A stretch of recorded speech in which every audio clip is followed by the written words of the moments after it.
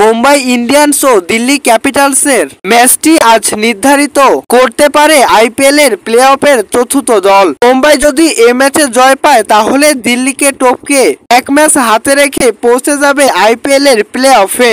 অন্যদিকে দিল্লি ক্যাপিটালসের দরকার মুম্বাইয়ের পর পাঞ্জাবের বিপক্ষেও জয়, অর্থাৎ দুটা জয়ই দরকার দিল্লি ক্যাপিটালসের। এক কথায় বলতে গেলে দিল্লি ক্যাপিটালসের মুম্বাইয়ের বিপক্ষে ম্যাচটা মহা গুরুত্বপূর্ণ মুস্তাফিজুর রহমানের কাছে।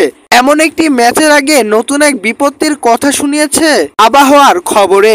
মুম্বাই ইন্ডিয়ান্স ও দিল্লি ক্যাপিটালসের লড়াইয়ে আজ বৃষ্টির শঙ্কা থাকছে। 21 মে বাংলাদেশ সময় রাত 8টায় শুরু হবে বা শুরু হওয়ার কথা আছে মুস্তাফিজুর রহমানের ম্যাচটি।